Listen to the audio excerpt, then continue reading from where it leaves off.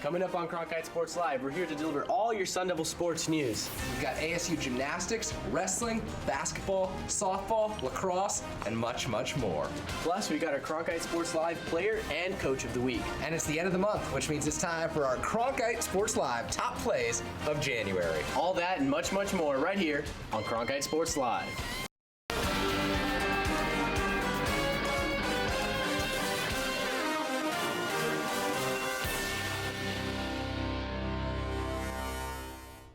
Welcome into Cronkite Sports Live. I'm Mauricio Casillas, and alongside me at the desk is none other than Kerry Crowley. I'm Mauricio. It's an honor to be in your presence and a lifelong dream of mine to talk sports with you.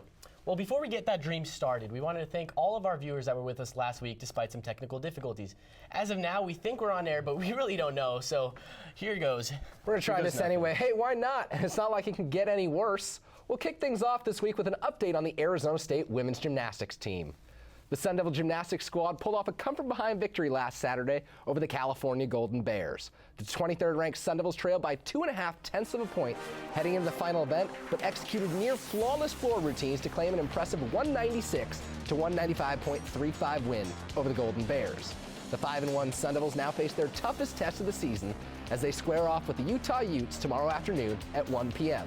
Saturday's meet features two of the longest-tenured head coaches in the sport, as Arizona State's John Speeney is coaching his 34th and final season with the Sun Devils, while Utah's Greg Marston is in his 39th season at Utah.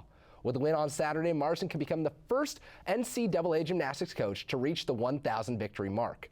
The Utes are the nation's #1 team in the vault with a season average of 49.508. Led by Georgia Daverts and Kayla Delaney, Utah possesses some of the top gymnasts in the country and will give ASU all it can handle in Saturday's meet.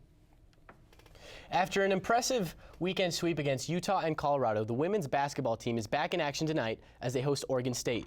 WCSN basketball analysts Dominic Cotroneo and Zach Pockleb are here to break down the game. Thanks to my Thai twin Mauricio right there. With Zach Pockleb, I'm Dominic Cotroneo. Tonight, Arizona State takes on Oregon State at Wells Fargo Arena, the 15th-ranked Sun Devils. The last time they took host to Wells Fargo Arena, it wasn't that great. A loss to Stanford. Where's the mentality of head coach Charlie Turner-Thorne's team right now? Well, Coach Turner-Thorne has to be confident in her team. They just came off of 2 crunch-time victories against Utah and Colorado, and they really grit and grinded their way to a victory. So Coach Turner-Thorne has to be confident in her team's mental toughness and ability to recover from losses. Well, Ruth Hamblin is someone they're going to face tonight, and a really tough opponent down in the post. 73 blocks on the season. That's second in the NCAA. What do the Sun Devils have to do offensively to avoid the Oregon State version of Jordan Paczynski? Yeah, they even call her the Canadian Hammer down there, and it's going to be difficult for Sophie Bruner and Kelsey Moose to shoot as efficiently as they have been from the field. They're 4th and 6th individually in shooting percentage. So I think that's going to be very difficult with that length from Hamblin. So it's going to come down to Deja Mann, Katie Hempen. They're shooting from the outside, Mann shooting 40% from the three-point line. And so if they can consistently be efficient from the three-point line, that'll open up the options offensively for both inside and outside for the Sun Devils. As a team, the Sun Devils are shooting just over 35% from beyond the arc, and now offensively for Oregon State. They have a dynamic duo of underclassmen of Jamie Wisner and Sydney Weiss. I had to check in my notes there. They combine for nearly 27 points per game. Yes. And in fact, Weiss is a local product from Scottsdale. She went to Pinnacle High School, Pinnacle Pioneer. So she's coming in for a homecoming. What do the Sun Devils have to do defensively to contain these two? Well, it's going to be more of the same defensively for the Sun Devils. They really identify themselves in defense. Their motto is to make teams gag. They want to make teams have their ugliest game against them. So it's going to be important to run those Weiss and Wisner off the three-point line, keep them away from the paint and also not shooting efficiently from three. And if they can do that, if they can still continue to play Turner-Thorne style of basketball, then it's going to be a successful night for the Sun Devils. Could see some jumpers, could see some threes. Definitely a close game. We're definitely going to see a close game, a 1.4 margin of victory for the Sun Devils in Pac-12 play. That's going to do it for us over here. For Zach Pockleb, I'm Dominic Cotroneo. Now we'll send it over to Kerry, back in the studio. Thanks, guys. And joining me now is WCSN softball analyst Jake Gaden. And we're going to answer a few questions as the Sun Devils prepare for their first slate of games next weekend in the Kajikawa Classic.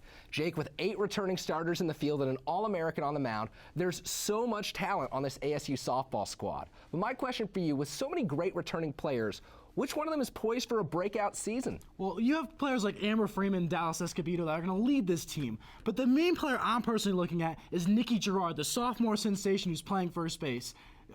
Gerard last year got all Pac-12 freshman honors and didn't lead the team in any statistical category, but came in second in doubles for the team. I gotta say, her power numbers are gonna go up with 12 doubles last year, 4 home runs, 31 RBIs, 34 hits. Her power numbers are absolutely insane. Are gonna be up a lot this year. And as you can see on the graphic, my choice for a breakout player is Mackenzie Popescu. She's the second pitcher in the rotation behind Dallas Escobedo, but Popescu, in my opinion, is poised for an incredible senior season. A 19-6 record last year. ERA under 2.0 throughout the whole season, threw a no-hitter against North Dakota, earned her first career victory against a ranked team over UCLA. Truly incredible, and you're going to have a chance to watch these two players this season in a ton of non-conference games. The Sun Devils host 4 non-conference tournaments, and with that, Jake, which game of these non-conference games would you consider a must-see matchup? Well, it's probably the biggest game in the preseason schedule, and it's the Littlewood Classic against the Oklahoma Sooners. The Sooners last year are the defending College World Series champions and have a boatload of talent coming back in. Ranked second in the preseason poll, they were 54-7 last year, and they're bringing back National Player of the Year contention finalist Lauren Chamberlain, also second-team All-American Shelby Penley. This team is absolutely stacked with players, and it's going to be a great 2-7 matchup. Well, they do lose Kaylani Ricketts, so the Sun Devils might have a chance to take advantage of the Sooners on the mound.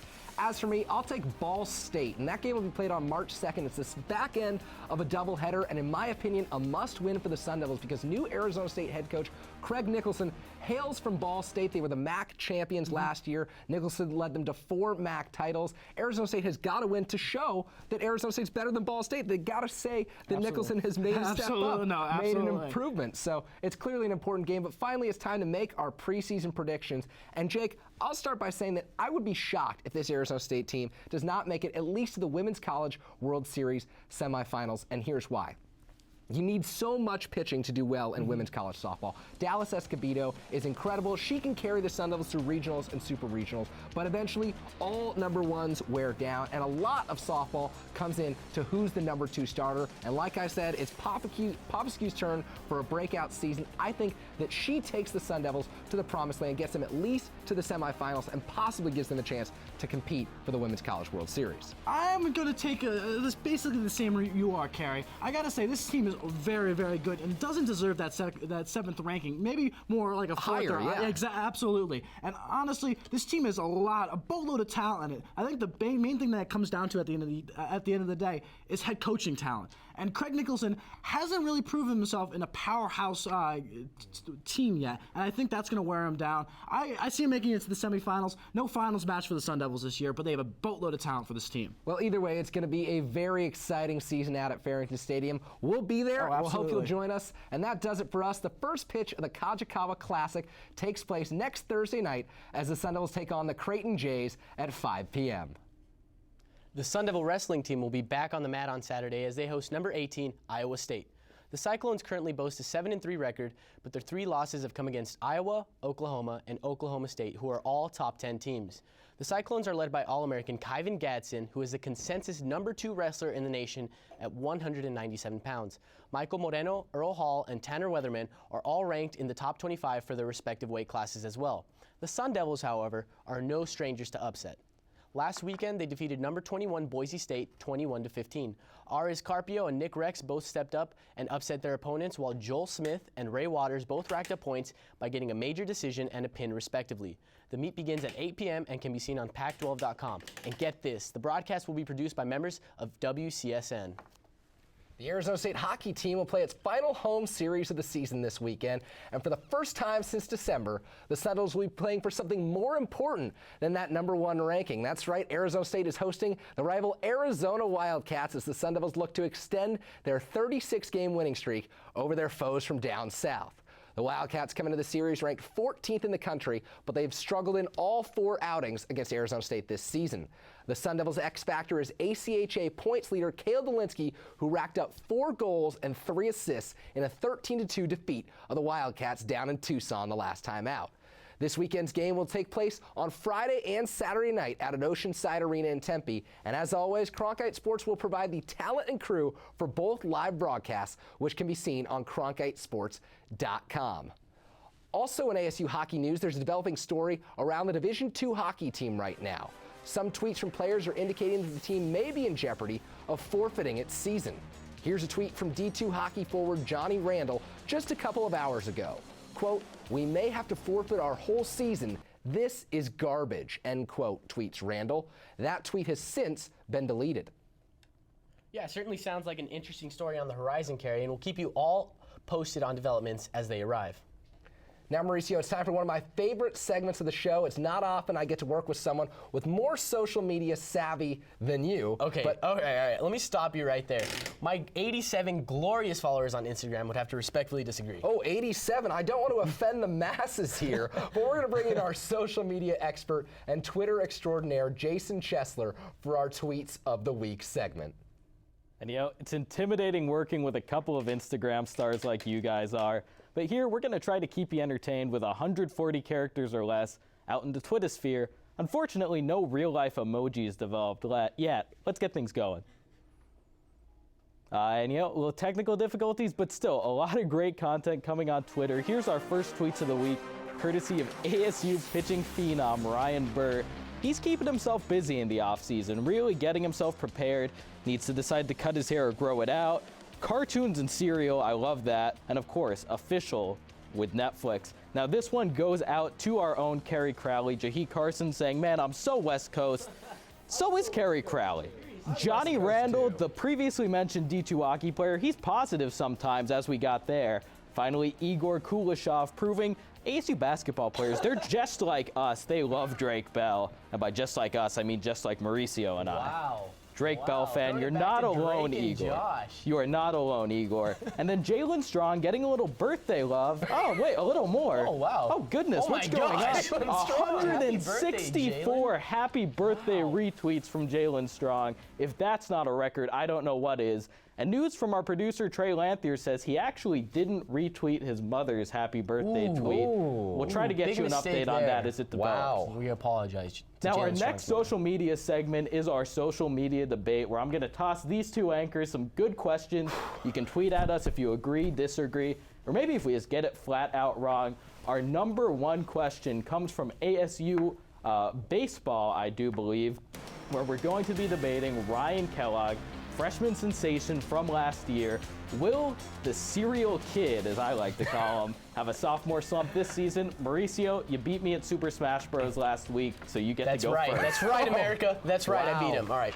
Well, let me take out my cheat sheet. Ryan Kellogg, take out a bowl of cereal and pour some milk, because this guy is strong and he'll play great next year in his sophomore season. He was 11-1 last year as a freshman with 3.15 ERA, and he's only going to get better, guys. He's got one more season under Coach Esme and his and company. And listen, he's a guy that's only going to develop, get stronger. His arm's going to get faster, and he's just going to get better.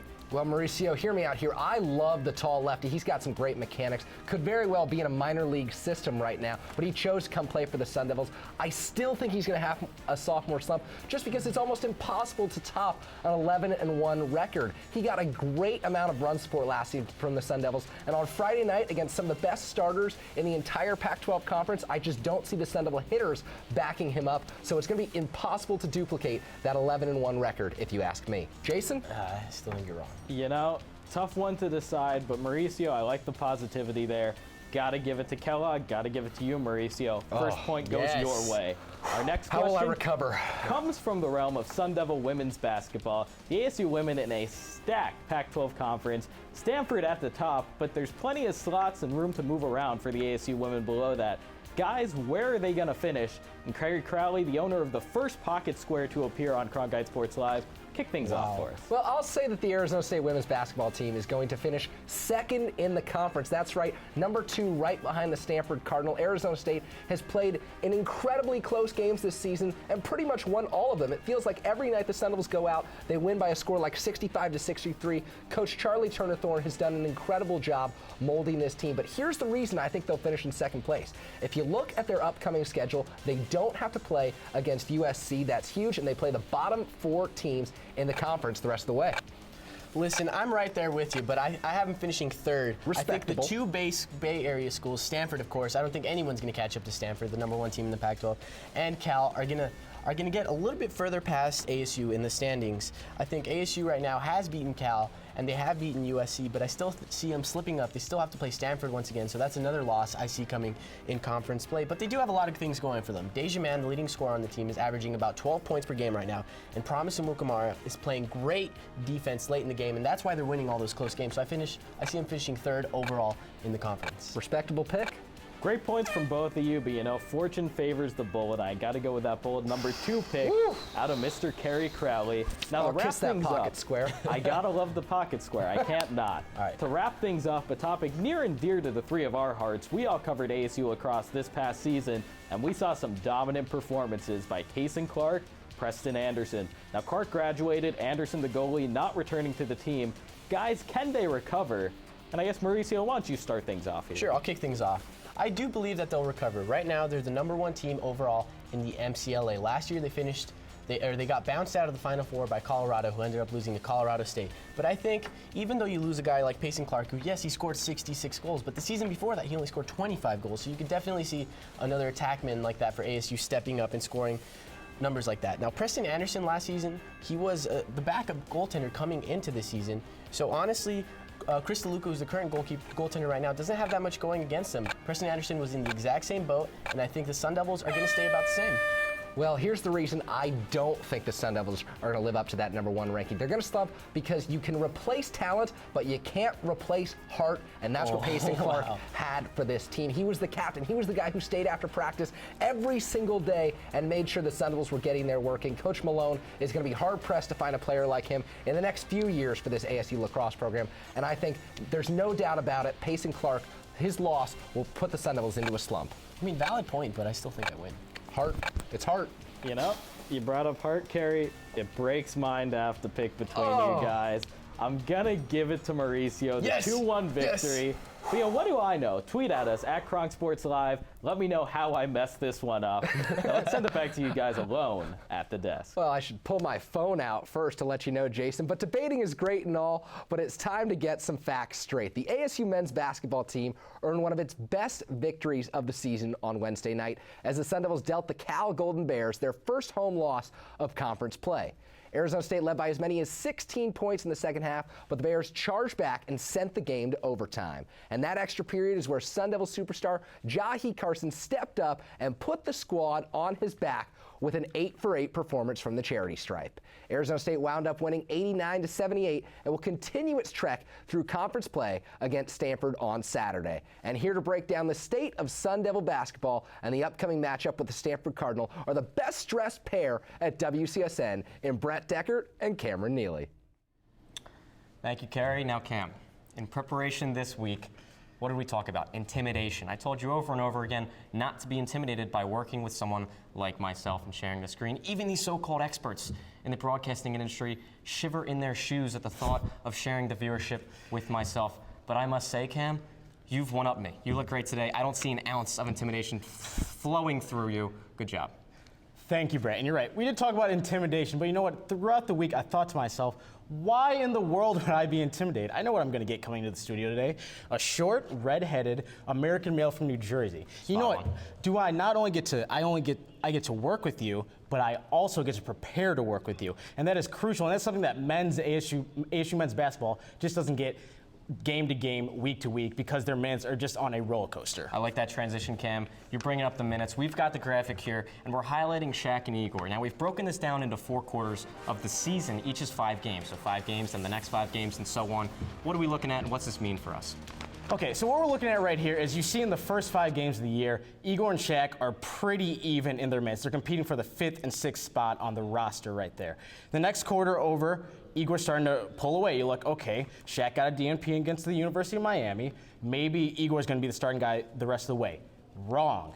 The next quarter up, Igor is playing 14 minutes, Shaq's playing 29, and the quarter after that, Shaq's minutes look like Secretariat going down the stretch of the home stretch. It's just absolutely ridiculous.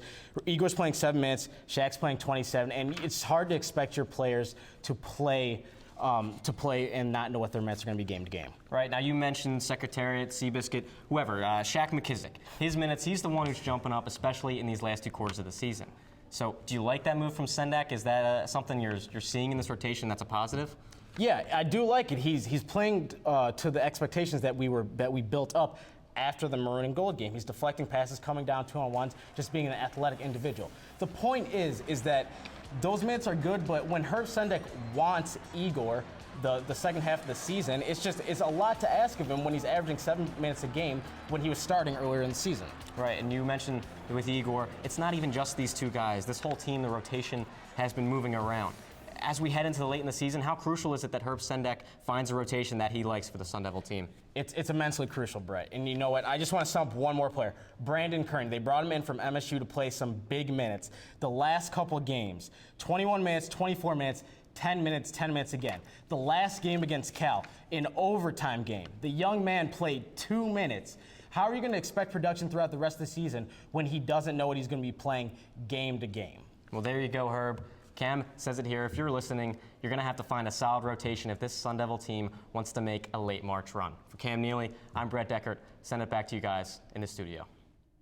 Thanks, guys. And now on to the #1 ranked Arizona State lacrosse team. WCSN lacrosse reporter Trey Lanthier standing by live with long stick midfielder Brian Brash.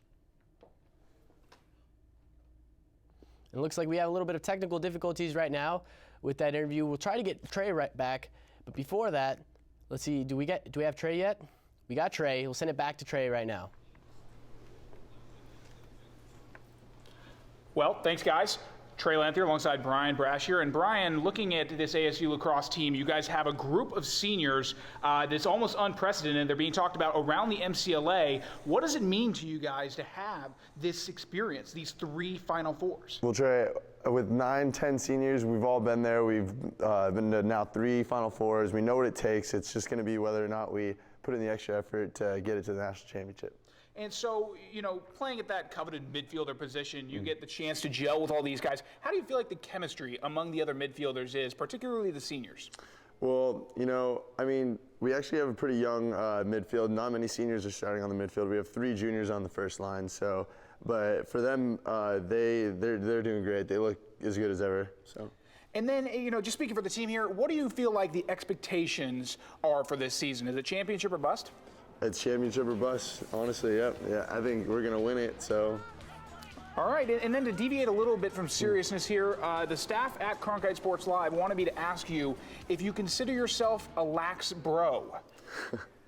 As you can see, I don't have the flow, so I wouldn't be considered a lax bro. There's a couple kids on the team, but no, myself, I'm not. Okay, we're going to chalk it down. Brian Brash is not a lax bro. So now, a report on ASU lacrosse practice.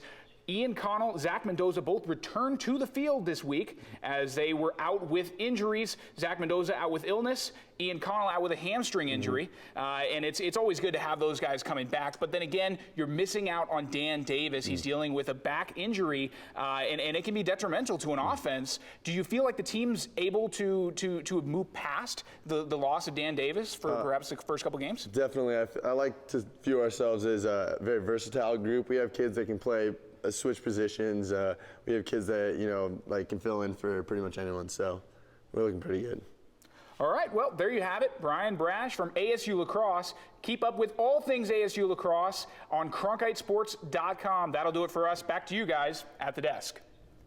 Thanks, Trey. And for those of you that missed them, the Grammys took place on Sunday night, and by most accounts, our buddy Kendrick Lamar was snubbed. Now the good folks here at Cronkite Sports Live have gone to great lengths to make sure that K-Dot is well taken care of. And he's a finalist for our Cronkite Sports Player and Coach of the Week awards. Look, as much of a fan as I am of good kid Mad City, I have terrible news once again for Kendrick Lamar. It's the heist. He isn't this week's CSL Player of the Week. Awful, I know. But yes, he was edged out by point guard Jahi Carson. Carson had his best game in conference play against Cal on Wednesday. He finished with 29 points and 7 assists. He did it all in 38 minutes as he led the Sun Devils past Cal 89-78 in overtime. The 29 points were Carson's second best total this season. And more bad news for Kendrick. The Cronkite Sports Coach of the Week award goes to Sun Devil Gymnastics head coach John Speeney. Coach Speeney is in his 34th season at the helm of the Sun Devils and has one of his best teams of the past decade. Last Saturday, Speeney helped guide the Sun Devils to a season-high 196 in a victory over the 25th-ranked Cal Golden Bears. Speeney's Sun Devils have reached the 196 mark just once since 2009, and the Sun Devils are poised to surpass that total with a stronger effort on the balance beam this week. Speeney's final season as Arizona State's gymnastics coach could be a magical ride as he has the pieces in place to guide his team to a strong regional finish, which could earn the Sun Devils a berth in the national championships. Well, Kerry, we're not only nearing the end of the show, but we're nearing the end of the month. So that means one thing and one thing only. It's time for Cronkite Sports Live's Plays of the Month.